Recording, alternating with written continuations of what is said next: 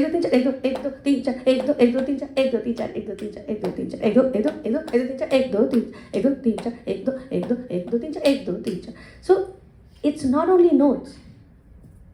It's translating the notes into the rhythm, translating the rhythm into notes, notes into Shuddha Swar, Komal Swar combinations, different Shuddha Swar and Komal Swar combinations, then taking it across the octave, doing it upar, doing it niche, then combining the same, combining upar and niche within the same section. So there's no limit to what all you can do with only this one practice. You can do it for months, just this thing. And then you have 10 more tals and 50 more rags. Enjoy. So, based on all of this, See, now they are in conflict. Who will ask? we're competing. Good, So- I enjoyed it. So I think we learned what the technical part of it is, you explained right now. But so there's a concept called Amad in Hindustani music, which is very important, I feel. It is the highest sort of climax point where people go, kya baat hai, you know. So how do you go from a palta being just technical mathematics to it being an emotional something where the You audience goes, first oh have to wow. work on the cake and then comes the icing, then comes the cherry. So this is the cake. So without the cake, the icing will fall apart and the cherry has no place to sit on. So the thing is, see, the problem with our understanding of our approaching classical music is we hear a performance by the masters and we think that there's a way to practice that. You don't have a way to practice that. You have to practice the basics. The problem is we haven't seen the CN Tower being built. We only have seen the tip of that thing and say like, वहाँ जाएंगे. यहाँ से जाना पड़ेगा ना. वहाँ से शुरू नहीं कर सकते. That's the problem. When you listen to performances and you want to learn how to sing that, then you're not interested in palta. Because palta तो कभी किसी को आते नहीं सुना, ये तो मैं स्टेज पे बैठ के गाऊंगी तो nobody will buy a ticket and come. कि लड़की तो पागल हो चुकी है. So But when you don't practice this, Amad will not happen, because what is Amad? Tell me what you find interesting now. Now my question. People's of time. I think that's it's very subjective, I feel, about what Amad is. It's not, there's no manual book of, how to get a Wawa when you come to the song. No, Wawa can happen by many different things. Wawa can happen in a Meed, Wawa can happen in a Gamak, Wawa can happen in a Rag, Badhat. But exactly when you say Amad, what do you mean by it? For you. Of course it's subjective. I think the excitement that one feels, that the rhythmic cycle is coming to an end, and at the same time your improvisation comes to an end and you catch the bandish at the right spot, and the sum of the bandish matches with the rhythmic cycle, and it becomes an emotionally uplifting, exciting moment. So what you now said, let's just analyze what you just said, what you only said. So it's the rhythmic cycle and the bandish, the mukhra. And there are 2 points. One is the mukhra, one is the sum. So there are 2 points in the rhythmic cycle that you are concentrating on. One is where the mukhra starts from, and one is where the sum is coming. Okay? So the sum is fixed. Where the mukhra is starting, that can be changed. Because in a performance that generally changes. There's one standard mukhra, and then there are some special places that we try to find and create. It's not something that's practiced and done before, but some certain bandishes will have certain places which are interesting points of starting. So that also can become Amad. So there's one fixed point which is the mukhra, and then few other improvised points that you can, I'm not saying create, but explore within a performance. So what is happening here? And without what it can't happen. So first of all, your understanding of the rhythmic cycle has to be solid. Otherwise, it cannot happen. So, now this is one element. Let's understand how to do this. From the very beginning of the Vilambit, you will have to keep your own tempo and your own cycle and your own time and your own beats. You can't wait for a Vilambit Iktal Terekite to come for your Mukhra to come. And बेचारा वो तबला वाला ऊपर चढ़ जाता है तेरे किटे इतना जोर से बजाना. So that has to be corrected. Step 1. Amad हम बाद में देख लेंगे. Okay. Now, you are a musician, right? Can we experiment with something? Hey, students! Thank you. I'll hold the mic for you. Give Rupak ka tali khali. दिन ना दिन अभी सुबह से आपने क्या क्या किया मुझे बताइए. Nobody else. I woke up in the morning, brushed my teeth, then my dad came to my place. We did a couple of recordings. Then we went out to the Christian Science. It was raining. It was pouring. It was pouring. Yeah. And thankfully we shot some videos before it started pouring. It was lightly raining that time. Good. Yeah. And then we went to Mumbai Spice. Nobody took us. I'm only called for question and answer. It's not a good place? Okay, good, enjoy.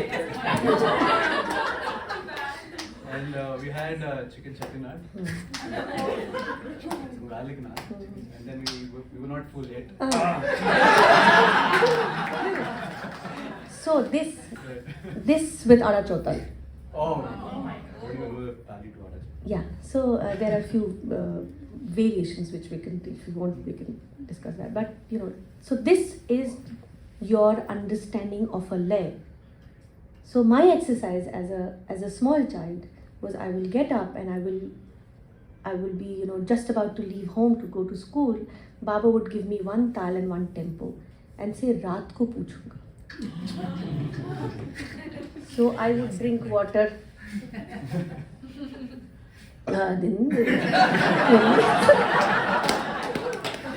All day I would do this. No wonder I was a bad student in school. So this one tempo and one tal would go on and on and on and on and on till night, and we will sit for dinner and Baba's like, nahi, thoda sa lay badh gaya hai. I'm like, man, what do you want? And first thing in the morning, I would hardly get up. Sa bolo apna sa bolo. So you have to sing your B flat ka sa. First thing in the morning, like jagi bhi nahi theek se. Awaaz bhaw bhaw bhaw like a frog. Sa bolo, sa bolo, sa bolo. So recognizing your note, your sa, your home, and being glued to a tal, a tempo all day. So basic things. तब जाके क्या होगा, तब जाके आपका विलंबित का जो पूरा लय है ना, वो आपके दिमाग में ऐसे बैठेगा कि वो बीच में से उठ के चला भी आएगा. I don't care, I know where the sum is. So that is the foundation of Amar. Because you know where you are in the time cycle and you know exactly how far you are from the mukra. Be it the standard mukra or the experimental mukra that you have created for yourself. So that's number one. Number two is bandish ka mukhra taal pe aana padega na. To bandish. Say tell me a bandish that you say. हाँ अभी ताल देके इसको पढ़ो. तिन तिन नाटक दिन निंदा पिया बीना सखी. पढ़ो. कल ना पढ़त. हाँ करेक्ट. चलो अभी आमद बोलो. एरी आली पिया बीना सखी एरी बोलो. पढ़ो. एरी आली पिया बीना एरी आली बीना बीना सखी एरी आली पिया बीना सखी एरी सखी एरी आली पिया सखी एरी आली पिया बिना सखी एरी आली सखी एरी कलना पड़त वो से सड़ी फल चिना दिना एरी आली पिया बिना सखी एरी आली पिया बिना कलना पड़त वो घरी पड़त चिना दिना एरी आली पिया. ये आमद का practice. You don't need a rag. You don't need a tabla player. You don't need anything. You need one set of words and one tempo and one tal. And then you practice. And then once this becomes your comfort zone, then you can do anything in this. तो पहले आपको cycle समझना पड़ेगा. उसके बाद cycle में words कैसे बैठते हैं वो समझना पड़ेगा. उसके बाद आपको वो वर्ड्स का साहित्य बन रहा है या नहीं वो देखना पड़ेगा. At the moment what we are doing is सखी एरी आली पिया बिना सखी कलना पड़ा तो मुझे घरी बोले चिन्ह दिल. लेकिन इसके अलावा भी अलग अरेंजमेंट्स हो सकते हैं वर्ड्स का. कीपिंग द साहित्य, keeping the mood, keeping the meaning. So when you start doing this, beyond the point, you go deeper into it. Then you start looking at different dimensions of the same practice. तब जाके आपको ये सारे steps बहुत mundane है. लेकिन जब stage पे जाके आपको दिखता है कि क्या हंस के मुखड़े इतने खुशी से आ रहे हैं, मुझे वो करना है. वो कैसे करना पड़ता है? तब मैं बोलती हूँ ताली खाली देके बोलो सुबह से क्या किया. You are disinterested. But that's the foundation of it. You have to make it muscle memory. You have to make it like you're breathing. आप जब बात करते हैं आप सांस लेना भूल जाते हैं. Then while singing, how can you forget where the mukhra is? It's that basic. So now tell me whether this is technical practice or mastery practice or something. I have never been able to separate one from the other. Because what you sing is always technical. But where it gets is spiritual. You never practice spirituality. You can't. You can't practice, sit and with a tanpura. Today I will practice spiritual classical music. Be honest. We sit with a tanpura, practice technique. जब technique इतना हो जाता है कि उसको सोचना ही नहीं पड़ता, then you take off and you never know when that take off will happen. So, was there a... अभी आपको ताली खाली दी जाएगी. अभी जब ताल तीसरे जाती चलिए. So, was there a point in time when you felt that I'm now getting a little comfortable with my command over? Huh? I'm yet to feel it. So making of the cake, did you And I'm still reach a making the point cake. when you felt I'm okay, still making the cake and feeling ऊपर देख 2 comfortable? cup cherry टपक पड़े ऊपर से. Still waiting for the cherry to drop from somewhere. So in that same No, as I first, it's not. Don't take it as something. हाँ कितना अच्छा बोला. I'm still. It's not something. It's truth. It's absolute honesty. Because किस दिन वो हो जाए, किस दिन वो ना हो, मुझे आज तक नहीं पता. तो अगर मेरे कंट्रोल में होता, तो हर दिन होता ना. So it's not in my control. Some days it happens, some days it doesn't happen. But every day I try. I'm very diligently and very sincere student. I try every day and I pray hard every day. कि आज वो मुझसे हो जाए something that's beyond me. लेकिन कुछ दिन होता है, कुछ दिन नहीं होता है. And that's the truth of any magic. You work hard, but some days the magic happens. Magic can't be worked out. If you have worked it out, then it's not magic anymore. Then what's the point being an artist? ये magic तो बड़ी दूर की बात You है. depend on magic. You always depend on magic. You bank on it. But you work hard and pray कि आज हो जाए, आज हो जाए. You work hard so that you don't come in the way when the magic wants to happen. That's why you practice. आप practice करते हो so that you don't come in the way. जब भी आप hindrance बन जाते हैं ना, तो magic हो नहीं पाता कई बार. तो you practice, you prepare yourself so that you can vanish. And so more prepared you are, more transparent you are. And more things can happen through you. Because things don't happen by you. It happens through you. You have to work hard on yourself to become more and more transparent. More transparent you are, better medium you are. So I'll just use an analogy that I'm familiar with because I'm not trained as a musician, but I'm trained. क्यों आ गए इधर जब तक publish कहाँ पर कहाँ पर I'm listening. But I'm trained as an engineer, and so my medium is mathematics and some of the other techniques that we learn in school. There comes a point when you're doing research after multiple years of grunt work, essentially, ability to solve differential equations and all kinds of mathematical techniques, that you see a problem and you know what kind of techniques that you have mastered over the years. These are just tools and techniques that you grunt work. Keep doing it multiple times, and now you can see it in front of you. This is what I want to use to solve this problem. So there comes a point in an engineer's life or a scientist's life that this is how I approach a problem. Now, if I extend that analogy and apply it to this field, there must have been some time in your life when you felt I'm getting comfortable using the tools and techniques that I've used, and I feel better applying it, feeling more confident, but it takes certain time. So was there any time when you felt, okay, I feel much better, I can do these things now?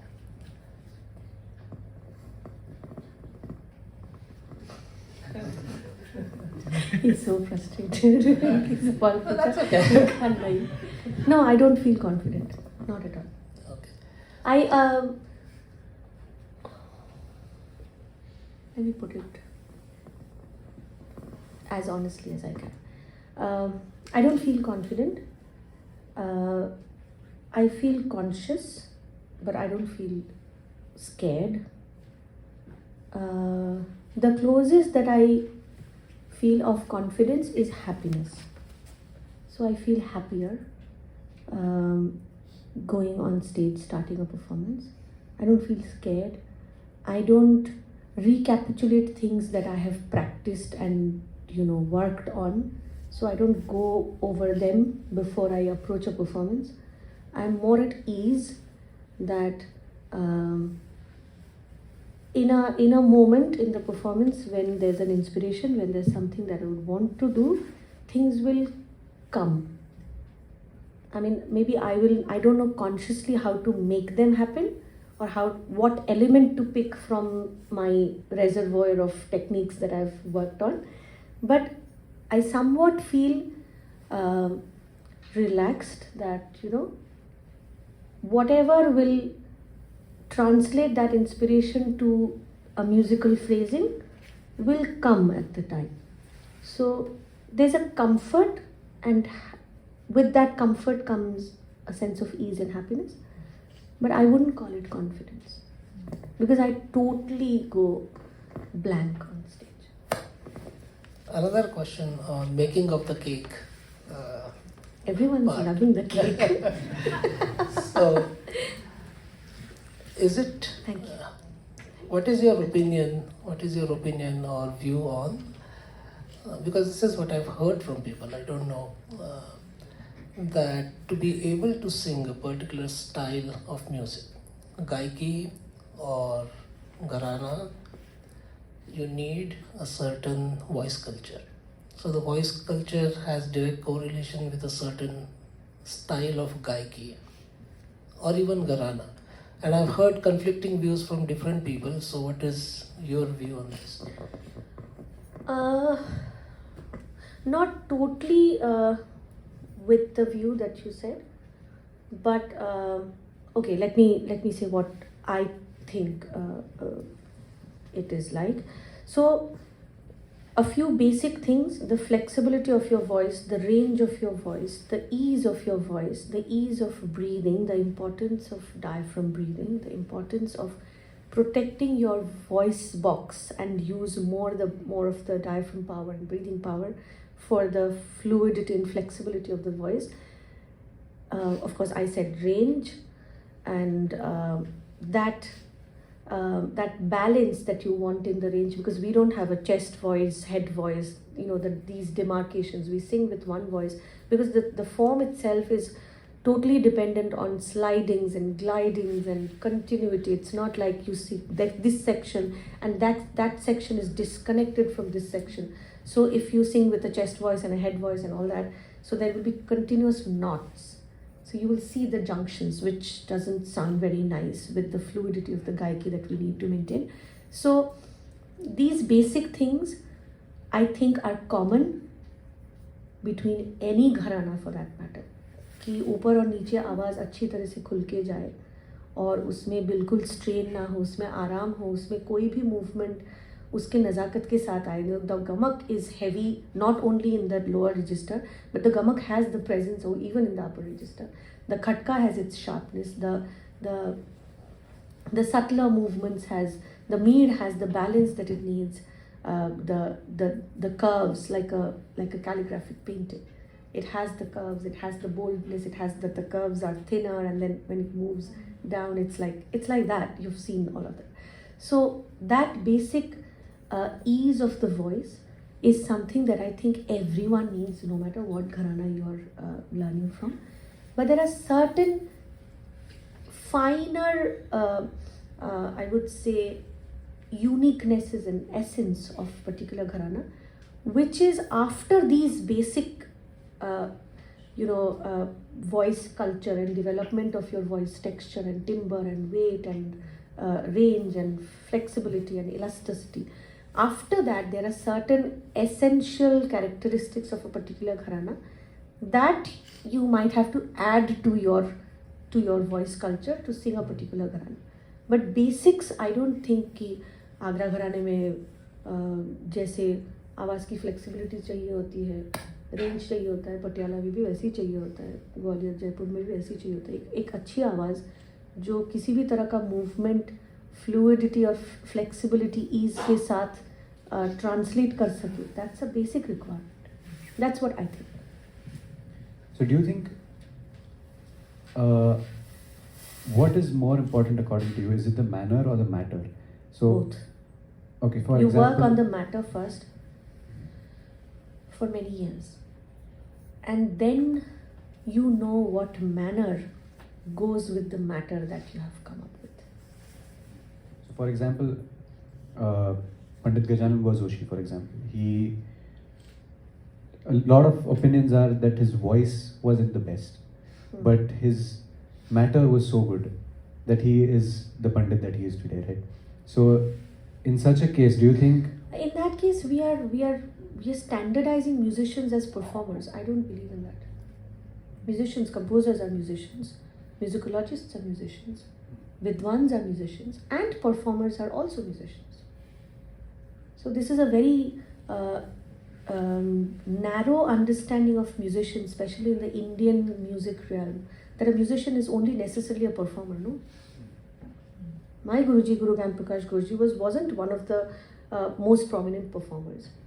But, you know, the likes of my father, Anindu Chatterjee ji, Sanjay Mukherjee ji, Kanai Datta, Shamal Bose, Arun Bhaduri, Tanima Thakur, and who not, Nayan Ghoshji's father, you know, they were all from the same lineage of my Guruji. He was never a performer, but these people are all performers.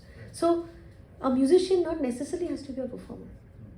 So Gajanan Buaji, of course, you know, KG Ginde ji, you know, they were amazing musicians. But yes, performance is not the only, only kind of benchmark to evaluate a musician or somebody's musicianship. When I'm talking about matter and manner, when I answered the question, I meant it for only a performer. Only a performer. But for a musician who's not necessarily a performer, then matter always will, you know, guide the process. Because manner is needed more for performance. For a teacher, for a vidwan, for a person whose wisdom and knowledge is so rich, but who is not a performer, for him manner is not important, not as important, I would say. हाँ जी, अच्छा badminton जैसा Sorry, I'll take the water.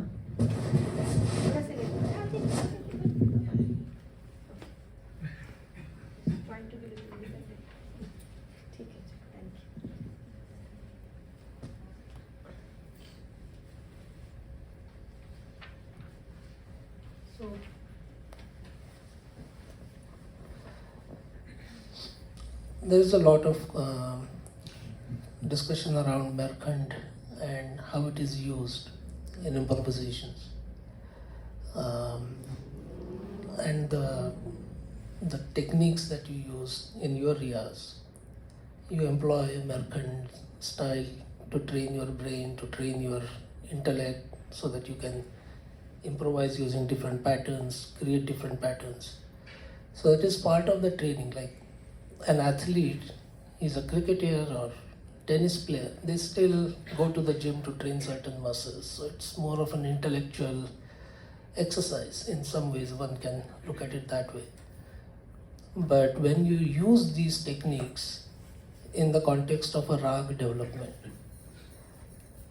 what are the do's and don'ts for the students of music? That you have ways to improvise, you have learned some techniques to improvise, but now you don't destroy or hurt the shape of the rag.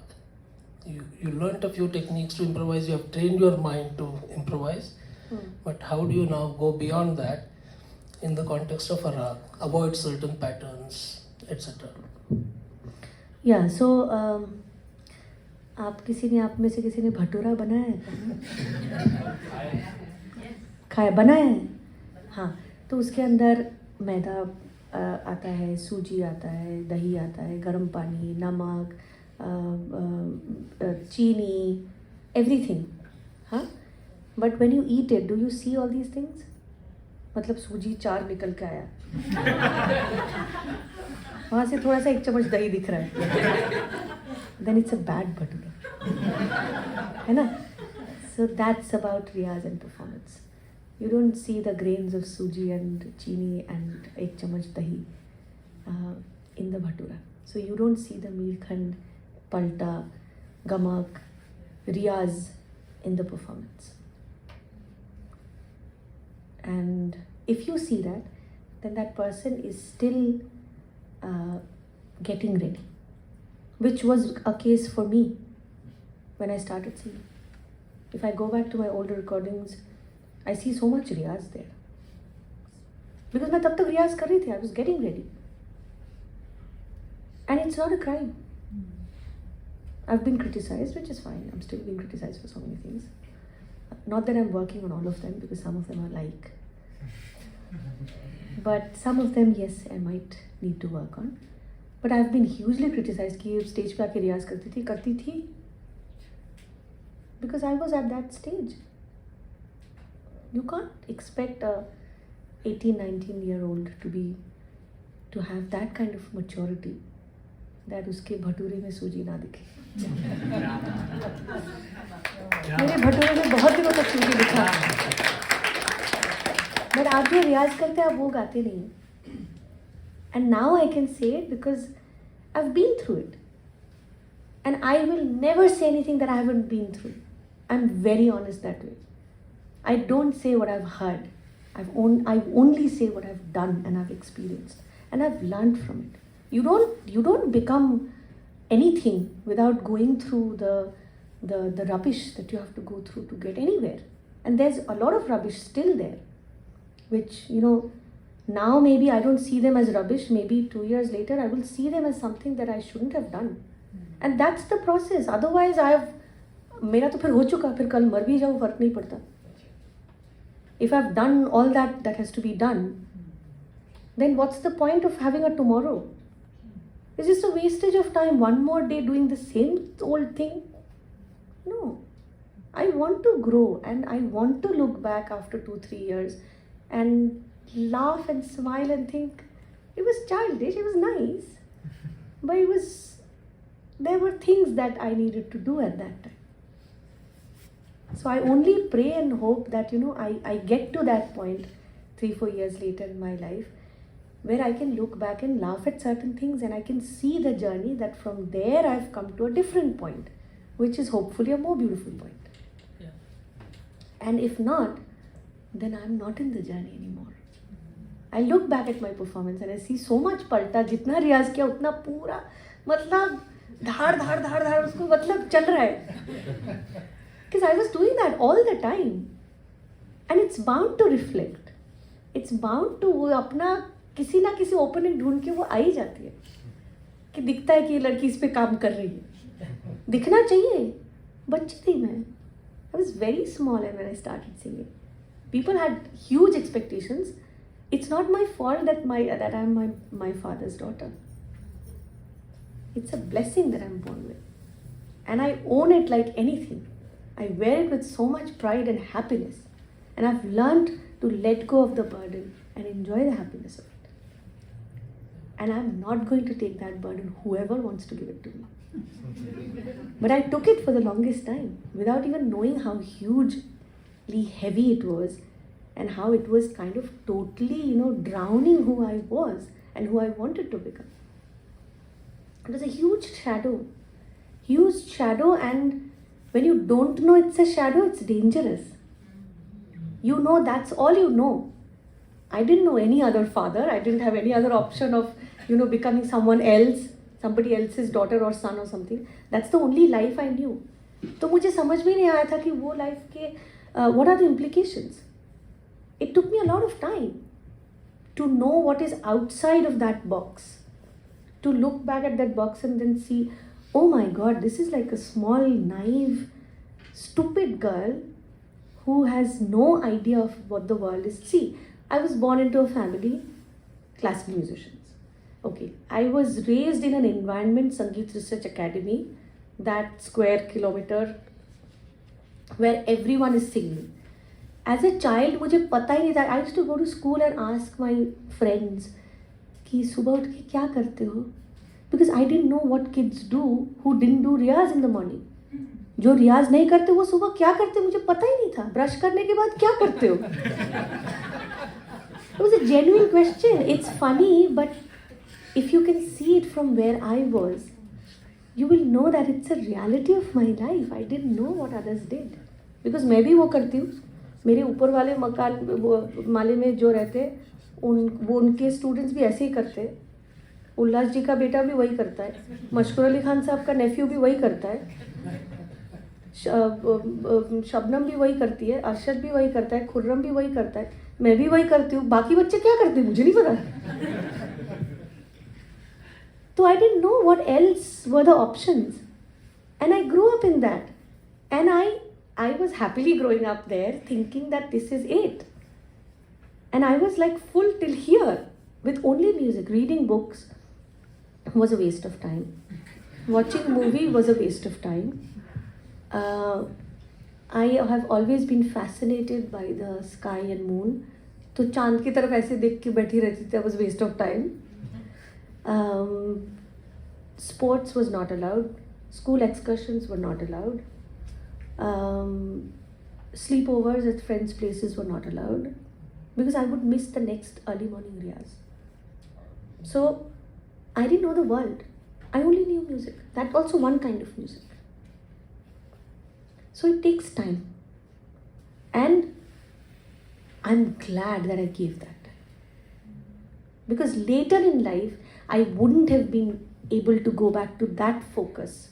It wasn't focus by choice, it was focus by default. So now I know what that gave me.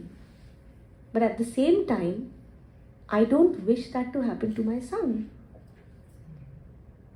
Because I want him to know that, it's a world out there. And life, music has been an extremely important part of my life.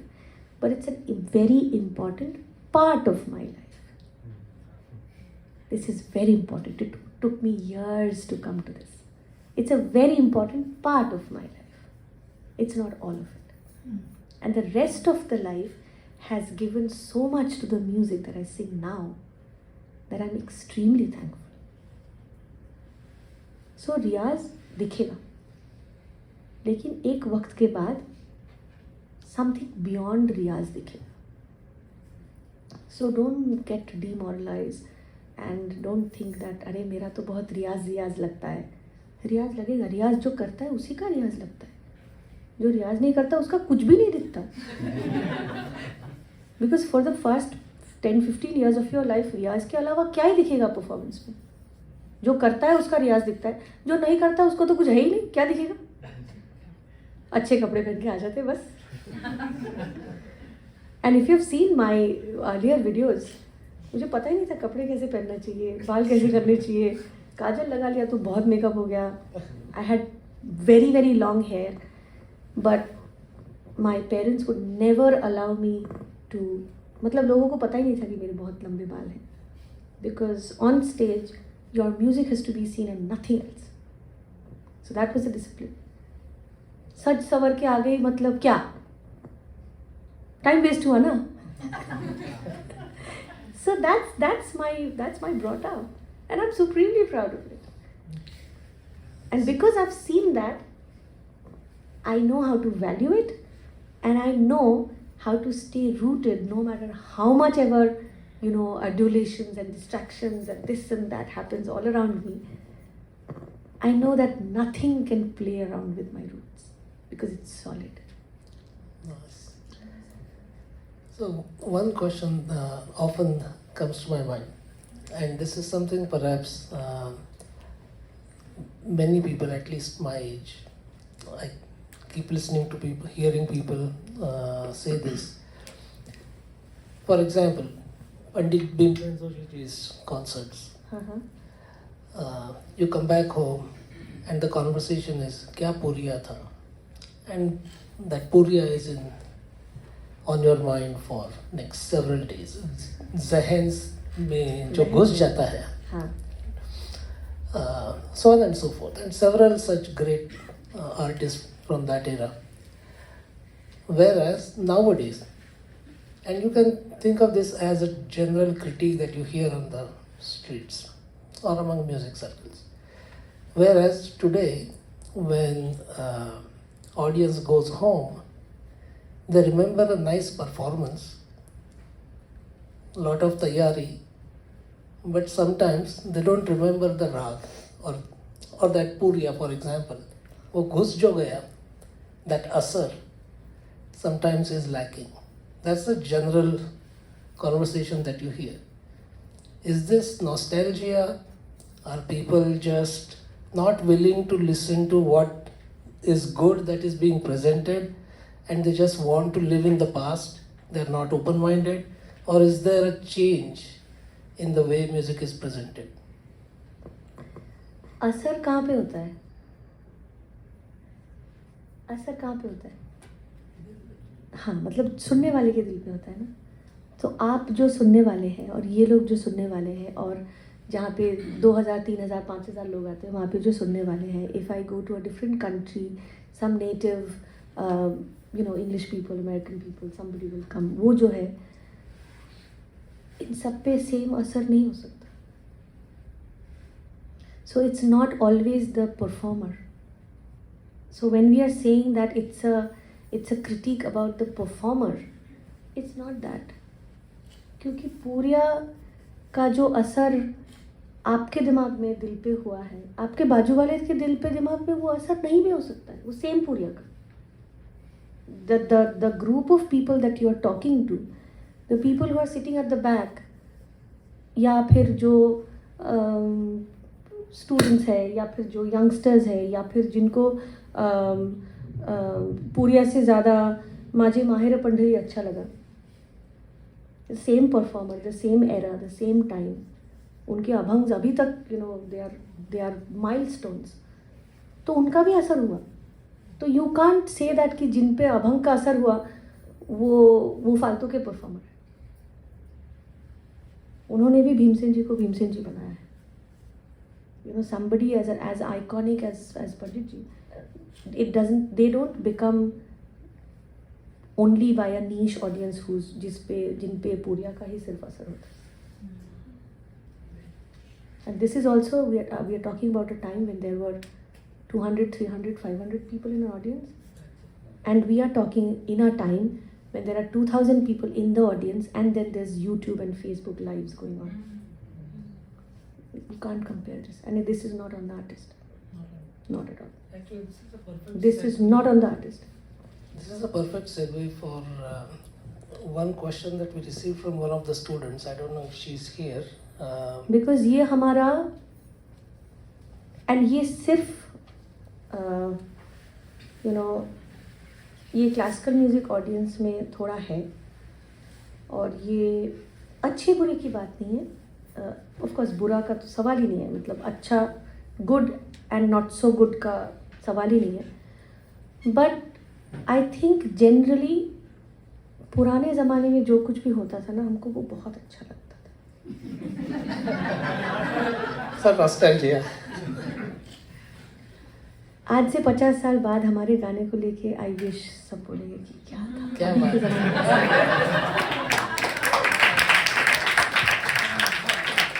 In fact, some of my friends said, he was critiquing somebody, and the other friend said, this guy always likes music of people who are in the photo frames. नहीं, मैं आपको ये बोलती हूँ, मैं अभी बताने वाली थी.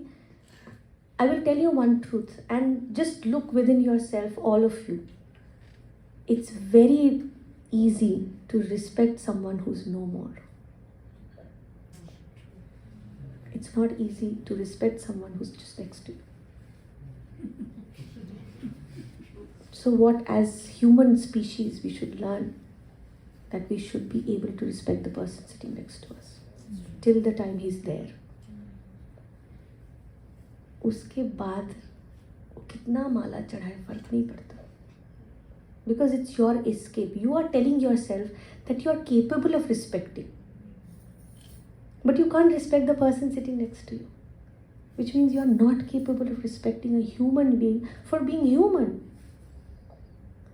आपके बाजू में जो बैठा है ना, उसका अच्छा भी होगा, उसका थोड़ा उतना अच्छा नहीं है वो भी होगा.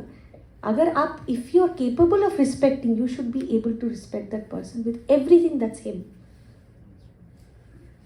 जो फोटो फ्रेम में है ना, उनका सिर्फ एक एस्पेक्ट रिस्पेक्ट करके हो जाता है. अगर उसके साथ you have to coexist, then it might not have been the same thing. हम पुराने ज़माने के जितने भी लोगों के बारे में बात करते हैं, जितने भी म्यूजिशियंस हो, कुछ और भी हो, I am sure they were human beings. They had other facets of their lives जो उतना शायद खूबसूरत नहीं भी था. इंसान ही थे ना, इंसान थे. इट्स इम्पॉसिबल कि हम में सब खराब है, उनमें सब अच्छा था. हमको अच्छा ही ढूंढने के लिए वो ईगल एंड अ वल्चर, वो दोनों बहुत ऊपर उठते हैं, दोनों को अलग चीज़ें दिखती है. A vulture only sees dead, rotten things. It's not in the dead. There's alive, there's blooming flowers, there's beautiful things. It's what you choose to see in life. सब चीज़ में अच्छा है. आज के ज़माने में the fact that so many youngsters are taking up Indian classical music, knowing that it doesn't give you the name and fame and money and exposure and visibility, is commendable. But we are not ready to respect them for that. हम बोल रहे हैं ये तो सिर्फ speed गाते. अरे speed गा के दिखाओ.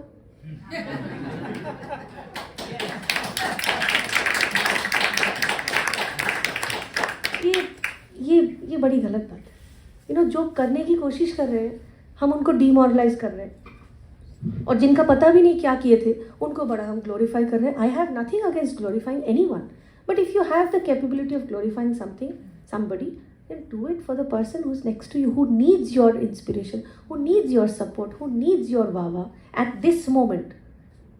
अभी भीमसेन जी मेरा वावा लेके क्या करेंगे?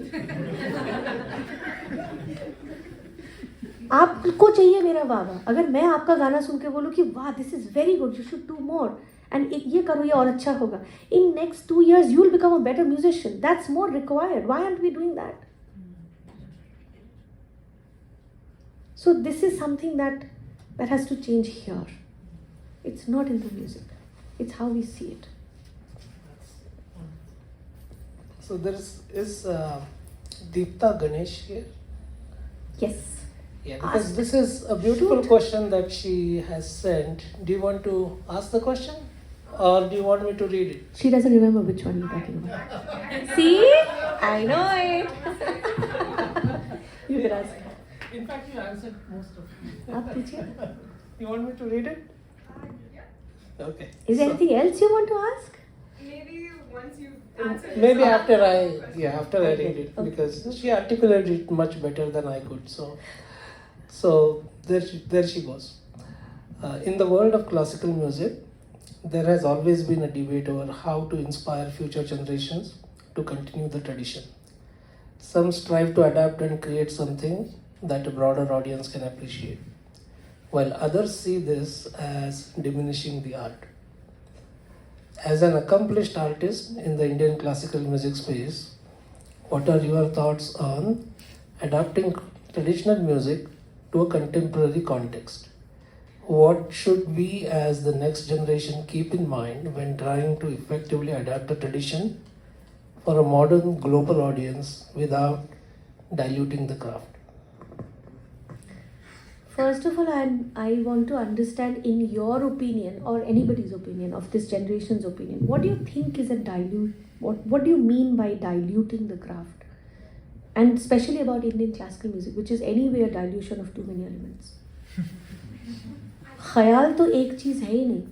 If you talk about Dhrupad, I can understand. It's one thing. But ख्याल तो is already a dilution of too many elements. Yes, the recipe turned out amazing, but it could have been a disaster.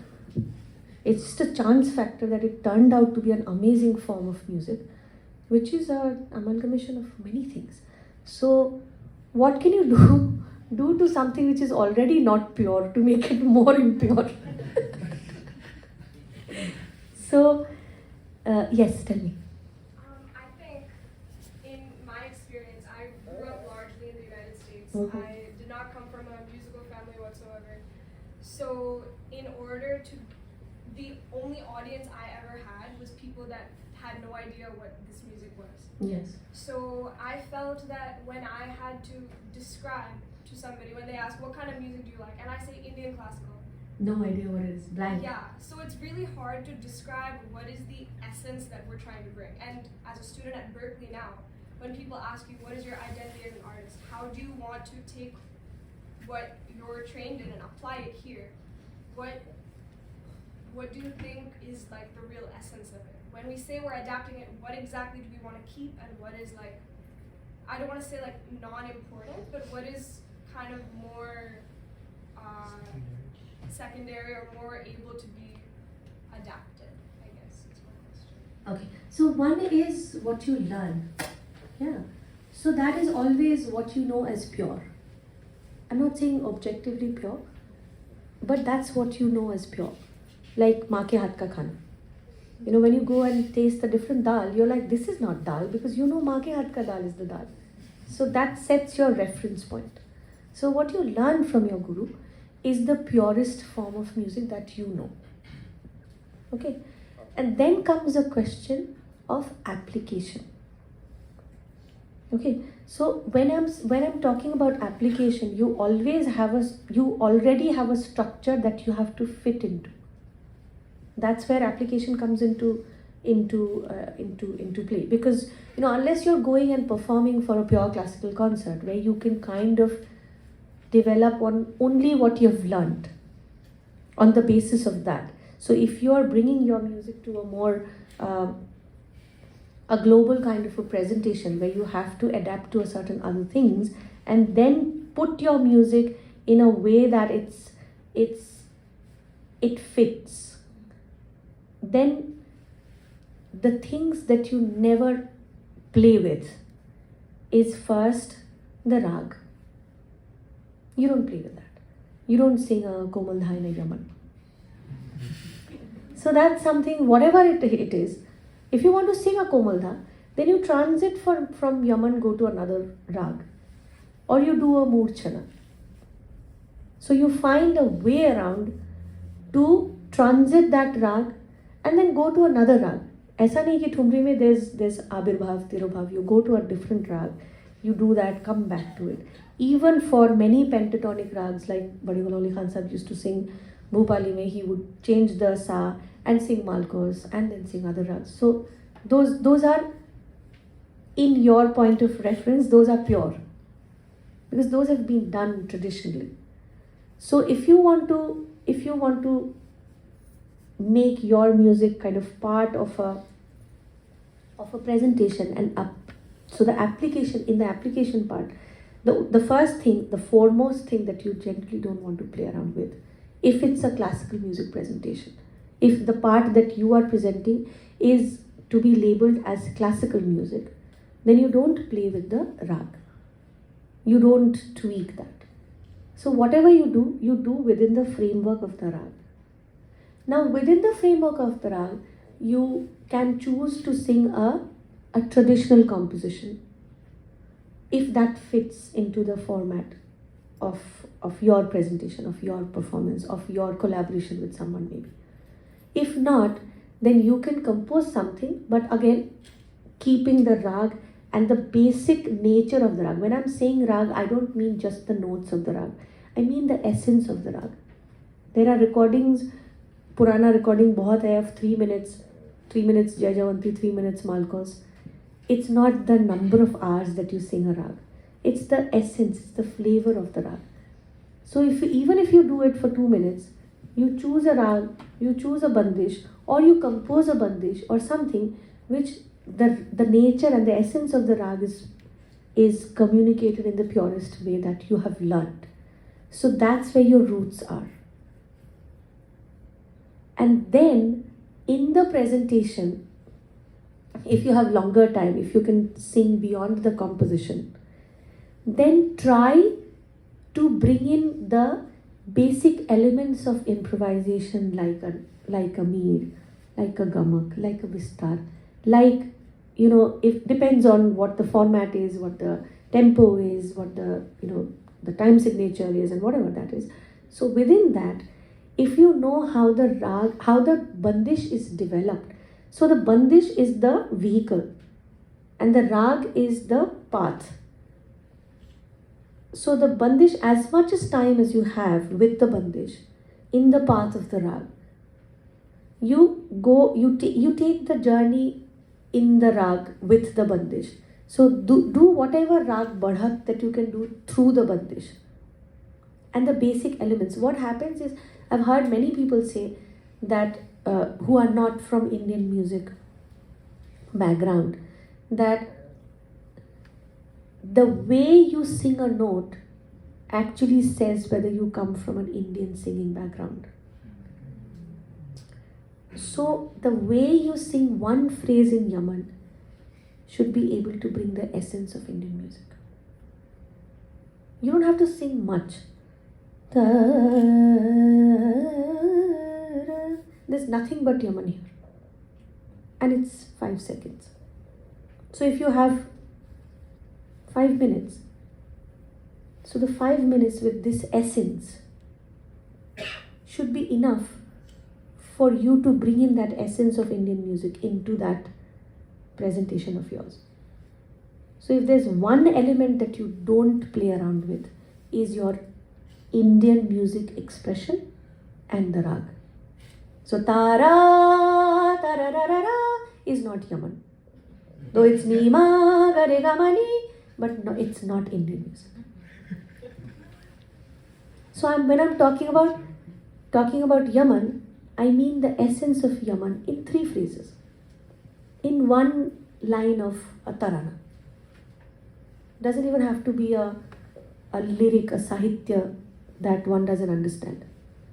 Even if you sing the notes, ne ma ma re ga pa re ni re da sa, ये Yemen समझाने के लिए बहुत है. Or for that matter, any rag.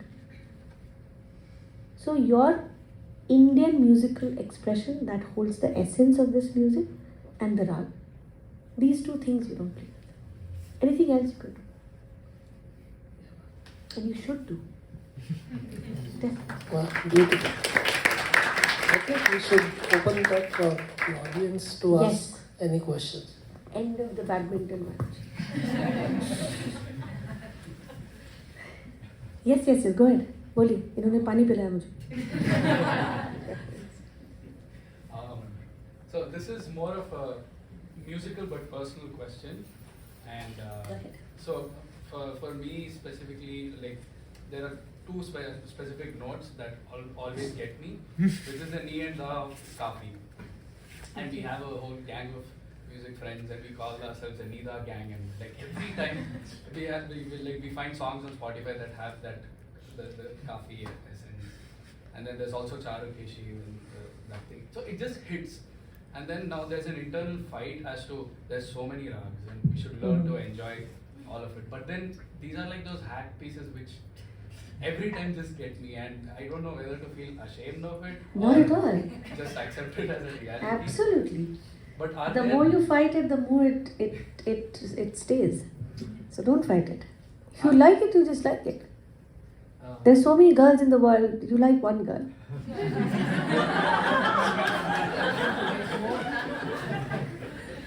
I mean, ideally, you like only one girl.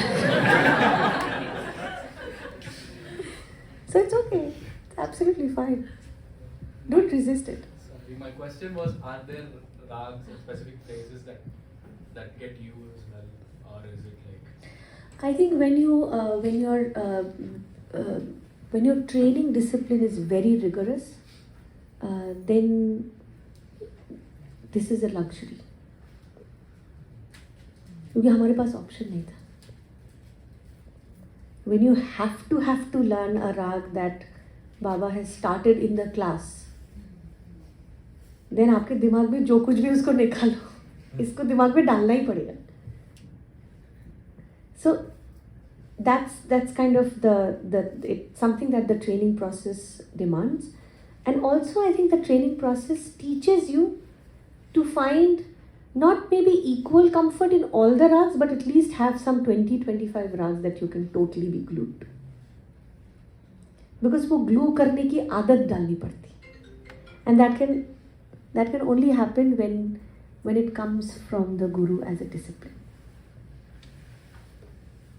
So what happens as a result of the process is that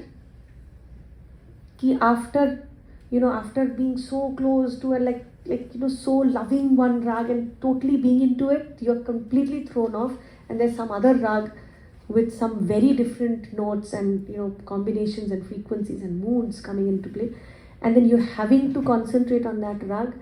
So this switch on and switch off process becomes slightly easy. Because in a performance, you sing one rag, then suddenly someone says, you know, ye rag thoda sunenge. And somebody says, this rag please. And then after a khayal, then suddenly a thumri.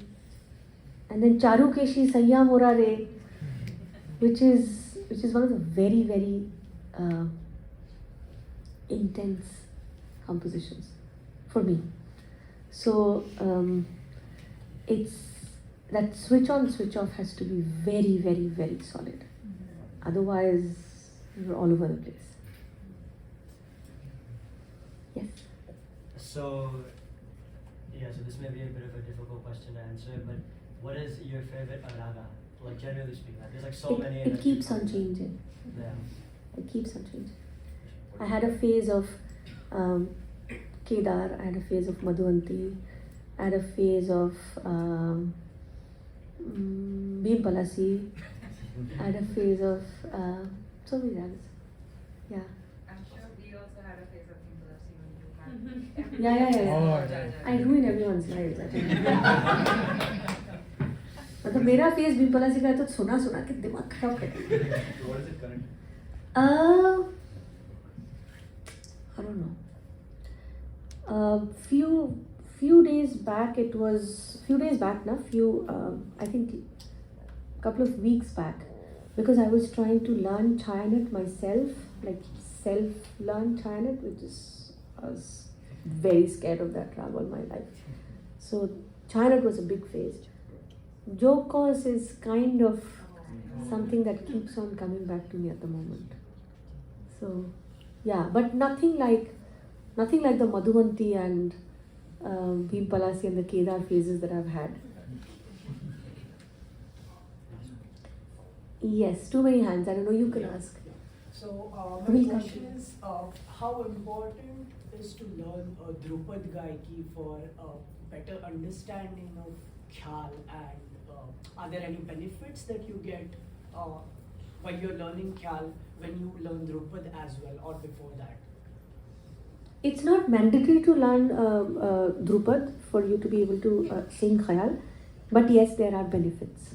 So Khayal, the ornamentation of Khayal, so the Khayal Gaiki comes along with the ornamentation. So if you learn Drupad, you learn a different approach to the rag which is devoid of the ornamentations. So then you have the options. And then in your performance, you can also play around with these two approaches of the same rag. But I wouldn't say कि Drupad सीखे बिना आप ख्याल नहीं गा सकते. No. It's an independent discipline. But if you want to see the rag from different perspectives, then Drupad is a very independent, strong, solid perspective to a rag. And can we say that as like in addition to what Dipta has asked, so Drupad has a long tradition, like long way before Khyal. So can we say that the Drupad compositions are kind of a more pure form of a raga where, you know, the I don't phrases- subscribe to this purity theory. I'm sorry. Because music is about, you know, expression. I can't say when you cry, I cry purer. It's an expression. As long as it's your most honest, true expression in that moment, I respect it. So yes, compositions, they're older compositions, yes. I also would take one step ahead and say Sahitya is richer in Drupad composition. Yes. ख्याल composition सास ननद गा गा के हमने मतलब बदनाम कर दिया. ननद नहीं है मेरी, सास बहुत अच्छी है. So इतना बदनाम करने की कोई ज़रूरत नहीं. Unnecessarily बेचारों को बदनाम करते रखा.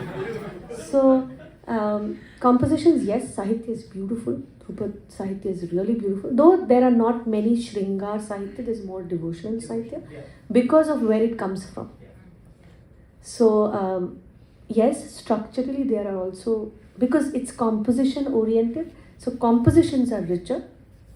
Khayal is not so much composition oriented, it unfolds beyond the composition. So the unfoldment becomes more important. That's why so many techniques and so many varieties and so many approaches. So yes, there are benefits, but I wouldn't say that it's impossible to sing Khayal without without learning Drupad religious. We have learned Drupad because it was mandatory in Sangeet Research Academy for all Khayal students, for all students to learn Drupad. So एक राग को बिना खटका का, मुड़की का, बिना ornamentation का, Drupad का आलाप, which has been extremely beneficial for me when I've sung duets with Carnatic singers, because it's exactly the same structure. Ragam Tanu Pallavi is exactly Drupad Nom Tom Alap. So that is something that has helped me. So I think anything you learn helps you in some way or the other. Nothing goes waste. Yes, you can ask. Yes, you. How would you recommend, like, so I've never learned Hindustani classical music, but I really want to start. So how do you recommend, like, learning for someone who doesn't have a guru? Like, where should I start? What should I start with? Find a guru. That's how you start. Okay. Yeah, so I always say this. I think I still have to reply to that Instagram post. I haven't done that. But I have really, really thought about it. And there were some beautiful feedbacks from everyone. So, the difference between information and knowledge, I wouldn't say difference, I would say the journey from information to knowledge to wisdom needs a guru. Till the point you want information, it's all around. Thanks to the digital world, information is all around. But assimilation of information helps you in become knowledgeable. So that assimilation process needs some of it to go, because not everything that's there in the information has to be and needs to be assimilated. So that screening, what is to be assimilated and what is not to be, and how to assimilate that so that you're not a copy but an original. And someone to walk the path with you, so that when you fall, there's someone to say, it's okay, log girte, it's okay, get up, we can do it again. So that's where you need a guru. But I understand at the same time, when I say this, I understand the necessity of a proper guru, of the right guru, and that's a lot of luck, a lot of it. Because your guru is not a person. Your guru is your ideology going forward in life. So that is how crucial it is. Thank you. Yes. Chashma pehn ke piche jo baithe hain. Yes. You said several times that you have a lot to learn and you still have to learn a lot of things. Could you specify what exactly it is that you've left to learn? I will know more as I learn more. But I'm sure there is. Because, it's very abstract. It's very subjective, it's very personal and very abstract. So it's difficult to put it in words. I know, you would want a concrete answer, which unfortunately I don't have. But the process of learning, like if I ask you, you have a lot to learn. I'm sure your parents always say that you have a lot to learn in life. Right? And you don't like that. So, but what is there to learn? That only will unfold when you approach that. So you have to take step 1 to get to step 2. You will know what the step 2 is like once you're on step 1. You'll know what that step 51 is once you're on step 50. So one step at a time, the next one, the next time I sing the same rag, whether I'm being able to explore it in a way that's new to me, is the first baby step that we have to take every day. अच्छा पीछे वो हाँ जिनका phone बज रहा था.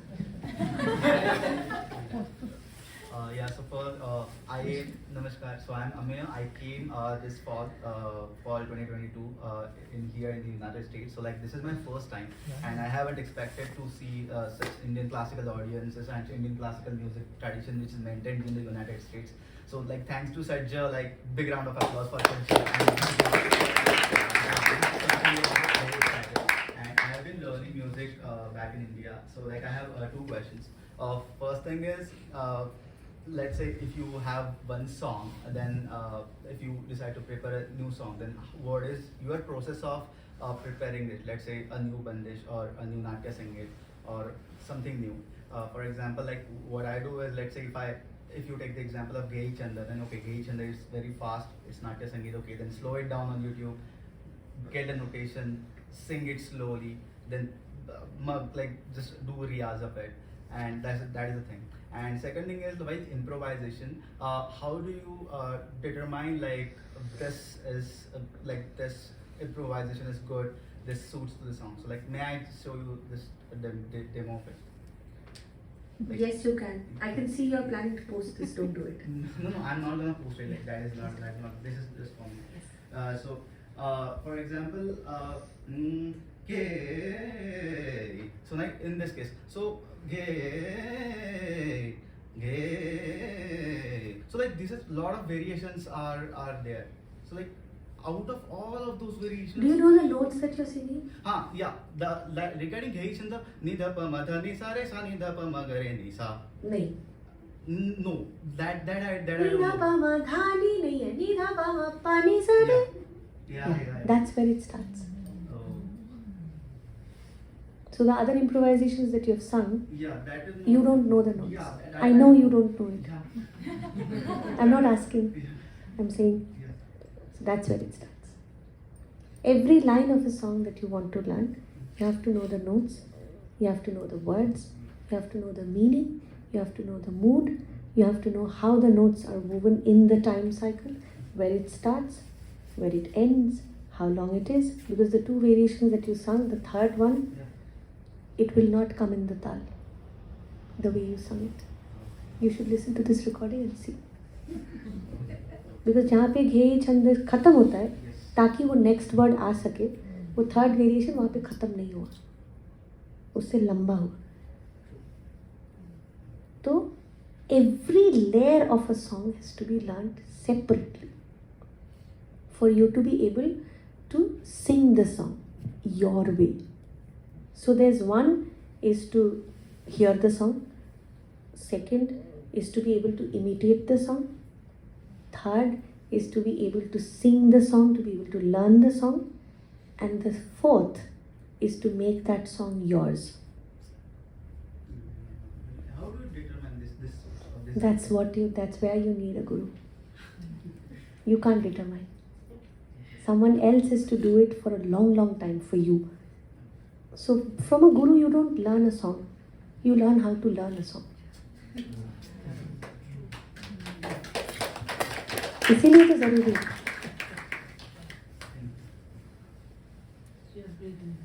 Yes. हाथ दर्द हो. So I also have two questions. First of all, how to practice the lower octave, because I have seen like usually Indian classical singers, they recommend waking up early in the morning and practicing the lower octave. So what is the proper way to do that? Okay, now it's becoming like a, I don't know. Yeah, so we talk about diaphragm breathing. So I don't know whether you are aware of it or you have experienced it, because being aware of it is something, to know it, कि कुछ लोग करते हैं, and to be able to do it, experience it, because the greatest difficulty with vocalists is that your instrument is inside of you. So if you're playing an instrument which is outside of you, your fingering goes wrong, someone can see it. You're doing it wrong, someone can see it. But inside of you, something goes wrong, you can't see it. So you have to experience, you have to kind of visualize the entire internal system outside and have to recognize the feeling in those particular parts of your body to feel the resonance in the right place, and then to be able to sing that note from the proper, the deepest core of your diaphragm, that the stomach, where you want to kind of hold the breath and then smoothly release it for a uniform, smooth, nice sustain.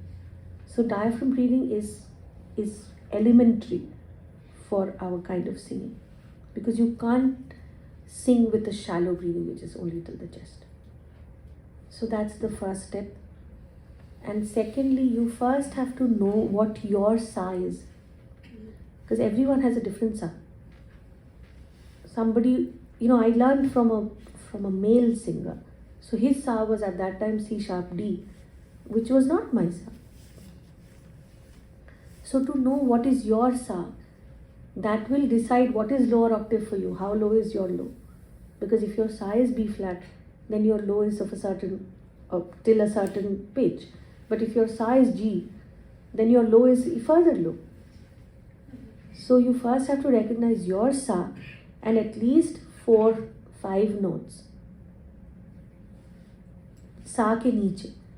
And equally 4 to 5 notes sa ke upar. That balances your octave. And these 4-5 notes niche and 4-5 notes upar. You can start with 2 notes niche, 2 notes upar. But not 5 notes niche, 1 note upar. That's not your sa then. Then you need to come further down. Or if it's 2 notes niche, 4-5 notes upar, then you have to shift up. So recognizing your own sa to find the most balanced range for yourself, that is also very crucial. And then to use your, not to sing with a throat voice and going down and pressurizing it, and not to sing with a husky nasal false voice to reach the higher notes. So all this will have to be developed. The primary step is your breathing. For any, for demonstrating and making sure that you are doing it the right way will take a lot of time. And this is unfortunately not a session where we can do this. But so that's what I was referring to when I said कि कोई घराना का division नहीं चाहिए इतना समझने के लिए कि आवाज़ का रखाव कैसा होना चाहिए. जिस रखाव के साथ आप ऊपर नीचे इजीली सब तरह के movements, heavy movements, not so heavy movements, subtle movements, fluid movements, सब कुछ गा सके, उतना आपकी जो मशीन है, आपकी जो इंस्ट्रूमेंट है, उसको रेडी करने का जो प्रोसेस है, that's not घराना specific according to me. Because wherever she goes, whichever घराना she would want to learn from, she will have to learn these basic things. So, and unfortunately, there are no standard systems in place which are objective. So that is why, I'm sure that, if you go to a guru of a particular gharana, and if your voice is ready, the guru will be so much happier, and it'll make his life so much more easier if the voice is ready. And that doesn't take you to go and वो गंडा बांध के किसी के पास सिर्फ सा कैसे बोलना है वो सीखने के लिए ऐसा ज़रूरत नहीं. That is something that can be taught through a system, but unfortunately the system is not in place. That's why it seems like it's an individual problem. It's not an individual problem. It's like sitar पकड़ के सारे gamma बाधा निशा कैसे बजाना पड़ता है, उसके लिए आपको मैहर घराने की तालीम होनी ज़रूर नहीं है. No, that's what I mean. Yes, you were saying something. Yes? Yeah, I just had a question. So, earlier you mentioned that your why keeps changing and your why will continue to change. I was just wondering if you think personally that it's important for one to always know what their why is, and if you should be constantly noticing when it changes, or No. It's you can't miss it. You don't have to look for it. When the why changes, it's very evident. It will talk to you, and you can't miss it. It's one of those things that everything else that you do depends on that why, so you can't possibly miss it. You don't have to look for it. It'll be very, very evident when it changes. Yes, you there. Yeah. You can sit, no problem. So I think I've asked a lot of really great improvisers this question. It's so how do you make your improvisations as such that you don't feel like you're repeating the same stuff over and over again? It's It's a very interesting question. I would tell you what I do. So it's not I don't know whether everyone else does that. But when you practice a particular rag, a particular bandish, tan, sargam, vistar, something, if you are very vigilant and you are not totally blinded by the mood or something, if you're really noticing it, you will see that we all have some comfort phrases. Okay? So I want you to write them down. Recognize your comfort phrases of each rag. If you can't recognize them while singing, sing for 10 minutes, record it, play it over and over again, recognize the comfort phrases, write them down, and never sing them.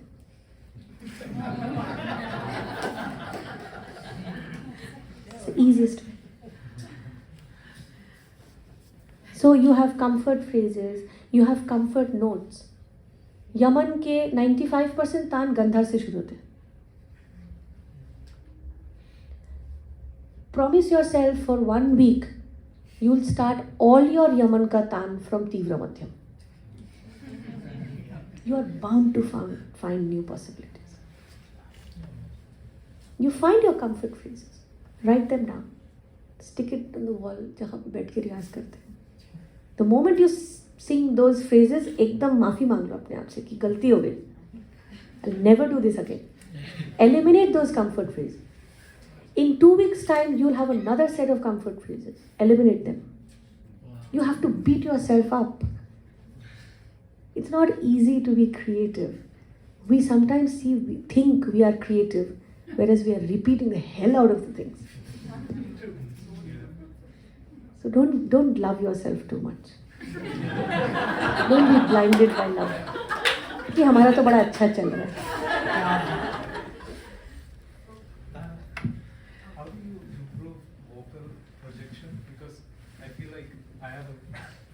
Where I'm not able to project beyond the point as much as I try. Do you judge yourself a lot? I can judge.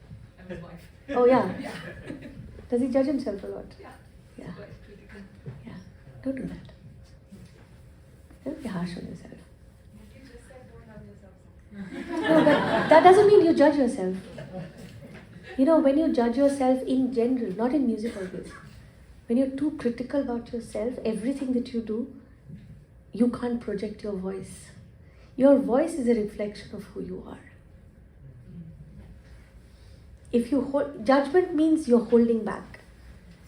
So your voice will hold back. And then when you force it, it'll sound harsh. It'll sound like that. Because you're going against your very nature of holding back and you're forcing it, pushing it. So in your creative process, be harsh on yourself. But not just being harsh on yourself in general in life. Don't be too critical कि, मेरा तो सही नहीं हो रहा है. ये मेरा कैसा होगा? Look at that. Don't do that. It will reflect in your music. You have to let go of your judgments, your inhibitions, your restrictions that are in your mind. Because you are आपका उतना ही restriction है जितना आपके दिमाग में है. And you are that much free जितना आपके दिमाग में है. So if you can free your mind, there's no limit to how much you can expand as a life. You can do anything and you can do everything. You can only not do those things that in your mind you have decided that I can't do. बाकी आप सब कुछ कर सकते हैं. तो वो बाकियों का लिस्ट अगर it's not something that I'm telling you. I tell this to myself every day. Every day, because you have to tell yourself and you have to believe. Not tell yourself like faking it. But fake it till you make it. But tell yourself, honestly, that I can do everything. I can hit that note. I can sing that speed. When I was 18, 19, generally girls don't have voice change during adolescence or something like that. But I had a very, very bad, almost 1.5 years. And my voice would go, sa-re-ga-ma pa like that. Like kabhi bhi jaake band ho jata tha. And it was so horrible that people who would play tabla with me or something would say कि क्यों गाती है यार कभी भी जाके आवाज फट जाती है. Don't sing. And it was so heavy on me. Like I started telling myself that I can't do it. I can't hit higher notes. I can't, ऊपर का नोट मेरे से नहीं होगा, डर लगता है. You know, so it took a lot of time. It took a lot of time for me to tell myself कि जबकि नहीं लग रहा है, तो tell myself कि होगा, अभी नहीं हो रहा है, अभी थोड़ी देर के बाद होगा. होगा, it's just happening, it's just manifesting. थोड़ी देर के बाद, 15 minutes के बाद. So it's always like that. So there's so many things that at this moment as I speak, I'm having to tell myself कि होगा, अभी नहीं हो रहा है, ठीक है, हो जाएगा, होगा, I'm working on it. होगा. We have a question from DC. All the way हाँ, from DC, चलो. Have you ever faced a situation where it's your concert and your voice is fully 2 weeks back. I'm sorry? 2 weeks back. The beginning of the tour. Wow. And that's what my second question is. So so much traveling and jet lag and then concerts back to back. How do you manage to I keep pray. up with your voice? I pray. Yeah, it's not in your hands. सबको पता है, सबका दिमाग खराब करके रखा है. I was on steroids. Yeah, so things happen, you can't. ठीक है, मतलब होता है ना. तबीयत खराब हो सकती है, मतलब सर है तो कभी तो दुखेगा. दुखता है तो पता चलता है कि है. It's not something like physical work. It has to come from here. It has to please. You have to go through a lot of mess to become who you want to become. The good thing is you don't see the mess. You see nice Kanjivaram sarees, big earrings, nice spotlight. You don't see the mess. You don't have to, because it just ruins your dream, the dream that you want to see when you come for a concert. I want to protect your dreams, so I don't give you my mess. I want to take care of your dreams. That's the least that I can do as a performer. I have a responsibility when I come on stage. I take care of your dreams, and I can't give you my mess. My mess is for me. I'll deal with, and I have got to take care. And I have all your love to take care of that. And you can't imagine how I really, really bank on that. Honestly, I really bank on it. I totally strive on that. I totally believe that each one of you, when you come for a concert, you bring your heart full of prayers and happiness and blessings for me. Yes. I'll come to you. Speaking about dreams, like, how we see the dream that we just, like, most of us saw back on Sunday. What was like a dream for you when you went on a concert of, I'm sure you must have been to so many Indian classical concerts. Some of the biggest. I'll tell you what I used to do as a child. I used to go to the bathroom and announce, Abhi manch par aa rahe Pandit Ajay Chakraborty. Everything used to ring all around me. Everything's clapping in my imagination. And that I used to do with a bucket ko ulta karke sar ke upar se chadha, because then you have the reverb. So I used to announce, Abhi manch par aa rahe Pandit Ajay Chakraborty. Clap. Everything's vibrant, ringing, everything. And then I used to say, Abhi manch par aa rahe Kaushiki Chakraborty. Sannata. Kuch nahi hai. So that was my dream. I used to go to Baba's concert and see him come on stage. I was like, wow, that's my father. Oh my God. And that's still my dream. By no standards, it was Sannata on Sunday. No, that's God's grace. But yeah, that's where I started dreaming from.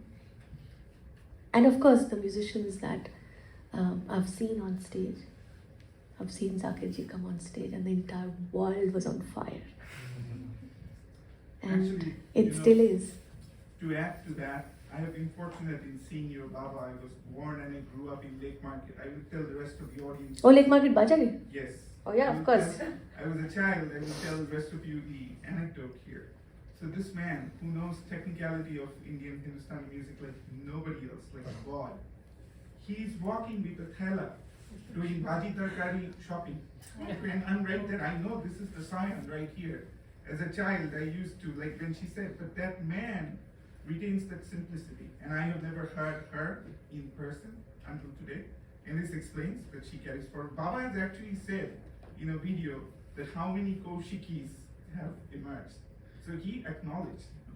So, so technically it's great. I don't know if he still does this because I've been in this country for more than Yeah, he always does. 10 years. But When I was a child, he used to bring a full machhi, like itna bada, aisa rassi bandh ke. And then my mother would burst, like shout and scream at the top of her voice. But after a long time, Baba said, when I grew up, and he said, why those fights happened, why I brought those big machis. So basically he had to take that machi back to the fish market, काट के लाने के लिए, because घर में ऐसा थोड़ी ना होता उतना बड़ा काटने के लिए something. So he had to take those machi back to the fish market to get them, cut into pieces. So then I always used to think, क्यों करते इतना बड़ा मच्छी क्यों लाते हैं, मतलब खाएगा भी कौन, और ऐसे पकड़ के लाने का क्या मतलब काट के लाओ ना. But he said when he was small and the family didn't have enough money, my grandmother used to run a handloom, handloom weaving machine, taat. So she used to do that, and that makes a cut sound. I don't know, sitting here in Boston talking about taat, how many of you have even seen what it is like? So it's like that cut, and it has to go in rhythm. If it doesn't go in rhythm, the threads would break. So that was Baba's metronome. So cut was like Saregama that was his riyaz. So when he came from that family, when he used to go to the fish market, they used to throw him out, saying that इसके पास तो पैसा ही नहीं है, वो बड़ा मच्छी देखने के लिए आया है, चोरी करके लेके जाएगा. So he was not allowed in the section where there was bada machhi. So he was basically healing himself by bringing those machhis and showing it to his child, कि I can do this for my child.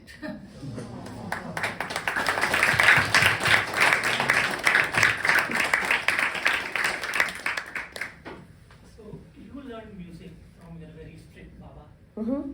And then now you are passing it to your son. Yeah. And I have heard him on YouTube and he's singing beautifully. He's just singing. Beautifully is far away. He has a very, very, very long way to go. And we can only as parents we can only seek blessings for him and try our best to. Congratulations. He won a school. Yeah. So it was just a very emotional, nautanki, dramatic mother going all over Instagram. Yeah, my son has won it. So my question is basically, since with generation a lot of things change. So now whatever the way, the style that you had in your training, what are the adjustments you have made to train your son? It's not a conscious adjustment. I am a different person.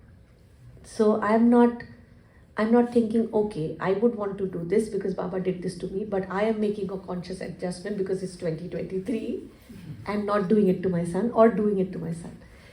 So we all evolve. What my Baba followed, the kind of discipline, the kind of very, rigorous discipline that he followed is who he is or who he was. With time, even he has changed. And I'm the next generation. I have changed in my own way, in my own course of life. So what I do to my child, the way I teach to my son, is again me. It can't be Baba copy-pasted. So it's a different time. I'm a different person. I have evolved in my own way.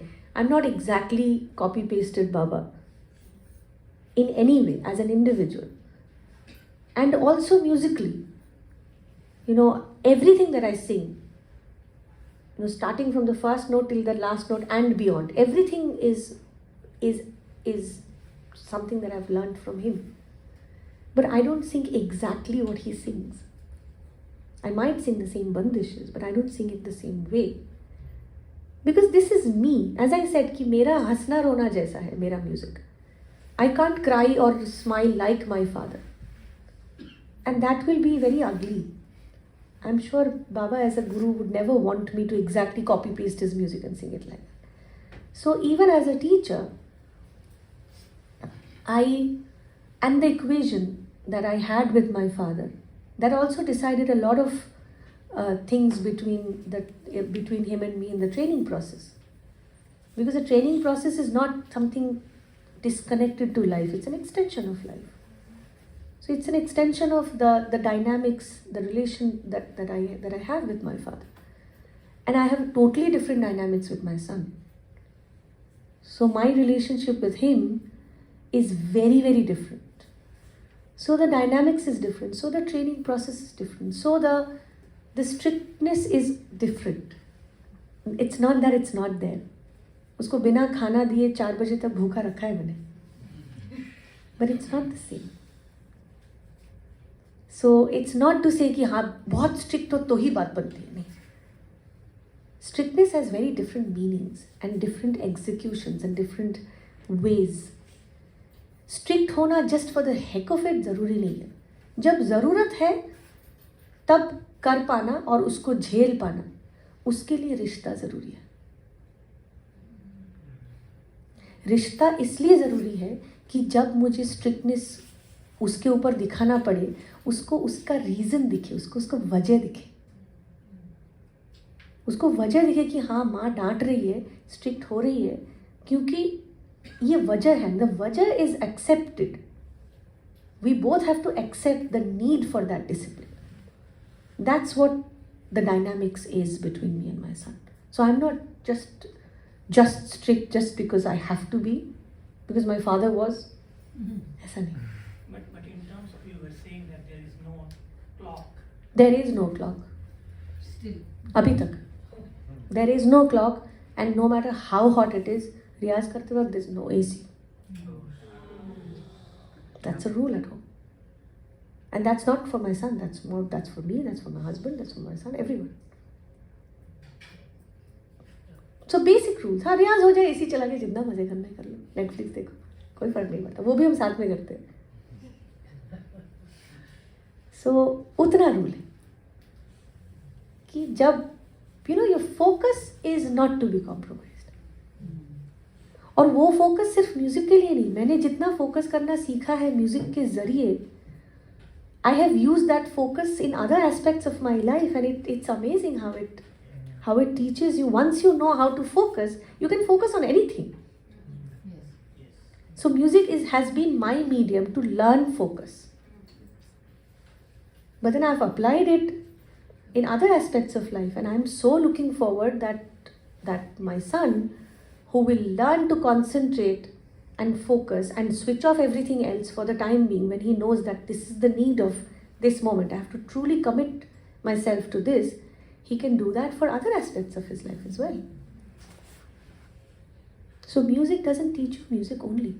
I think any discipline teaches you beyond that thing.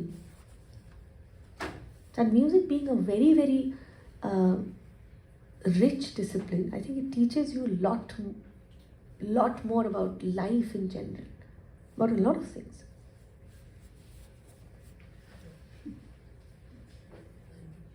It's 9:15. Oh my God!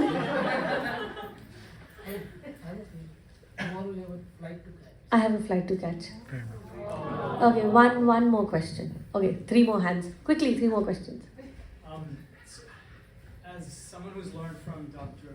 Balamuli Krishna, can you share a few insights from your lessons from him? And I guess, is there anything from a stylistic perspective that you brought from Carnatic music into your performances? Subconsciously, not consciously. Because music for me has to be a very homogeneous mixture of everything that I am. I can't, while I'm singing something, I can't think, abhi ye jo abhi hai na, now this I will bring from Carnatic music. It doesn't, a creative process doesn't happen. It happens in the moment, so it has to be very organic. But yes, learning from him was amazing, to say the least, for various reasons. One is his affection. I mean, he was like a granddad to me, always. He was extremely affectionate. secondly, being the legend of Carnatic music that he is, when he taught me, he knew that I'm never becoming a Carnatic musician. So that's not my primary discipline. My primary discipline has been always Hindustani music, and he was aware of it. He knew it. But when he taught me, he always maintained this, that I'm not expecting you to sing this composition as a Carnatic singer. But be true to this composition and sing it your way. Find your expression in this. So for a legend, for an iconic person like him to give that liberty to me, I think it taught me so much that, when I am in a teaching place and when I am telling something to a student, it's not about telling them what are the things that you can't do. It's about telling them what immense possibilities are. And be there as a guide. But don't restrict by saying these are the 4 things you can do, 5th thing is wrong. Rather than doing that, I think what I've learned more than music maybe is this approach towards teaching is I'm here. You do whatever you want to do. I'm here. When you go wrong, I will tell you this is not right. Baki, everything is right and everything is a possibility. So I think that was immense as a teacher. Yes, I'll come to you. First of all, big fan, not just of your music, but also of your sadhana. It's a very heavy word for me. I'm good with practice. You spoke about calligraphy, and Yes. my question to you is, do you visualize your music when you perform and practice, and how can a more visual person learn this auditory skill through visualization? It's absolute painting. Absolute painting. Different colors, different textures, different ratio of color and water for the intensity of the color, different strokes, different brushes, and an amazing painting coming out of it. That's all that music is. It's painting in the air with air. And the colors are immense. The rag is a color, the notes are a color, the expressions are colors, the technical versatility, the textural difference of different techniques, how it feels. A rag has a smell, has a texture. It's very tangible in a way. Beyond a point, it smells. Beyond a point, the entire space smells and feels of a rag. You can actually, I think, you can experience it if you're too much into that space. So it's very visualizable, if there's a word like that. Yes. Thank you for being here. My question was just like we talked about finding a guru, and I just wanted to ask you, like, what is that process, especially for somebody who's had many gaps in their training, and when you want to find, can there be multiple gurus? Should there be one? I mean, of course, there are multiple teachers, but yeah. Yeah, I totally hear you, and as I said, as I was talking to her, I also told her that finding the right guru is a lot of luck. Ideally, for a long stretch of time in the beginning, if you are with one guru, it's very helpful, because as I said, guru is not a person or things you learn from him. It's also an ideology. It's also a way of looking at life and the craft. It's also a path. So it's like, from here I go this way 15 minutes, again this way 15 minutes. It's just changing direction, and at the end of it, you don't know where you have arrived, what the direction has been, because when you look back, you see, juggling between too many options and too many paths sometimes. So that can be confusing. So ideally it's best to have one guru for a long stretch of time, so that before you change a guru, you know what you are made up of. So that what you assimilate, what you take, what you connect, you at least have little bit of clarity about the predominant space, what your anchor is. So his guru is like that. It's like an anchor that holds you in your place, and then you're free to do your journey. So yeah, and also gaps are sometimes very how should I put it? It might seem like the gap was only for 1 year or 2 years, but then in those 2 years of not being connected to music, it takes you far behind than where you think you left it. So gaps are sometimes little, risky to take if you really want to be in that path. Yeah. So the last question, for the one whose Also, hands are aching. Sorry for this. It's not mine, I promise. Yeah, it's my friend's. But I just want to ask you, since you have done so much and you have spent so much time learning music and you continue to learn music, at this point, what, musically speaking, what is success to you? And because music is just a part of your life and not the entire life, what is success to you in life as well? At this point, and you Musically, success would mean ease. Okay. Musically, success would mean not having to plan. Okay. And totally being able to let go. That's what success to me musically would mean. And in life, I think that's a far deeper question. Just you've been very honest and candid till now. So Yeah, so that's why it's an answer that I have to think about. Otherwise, there are fancy answers available.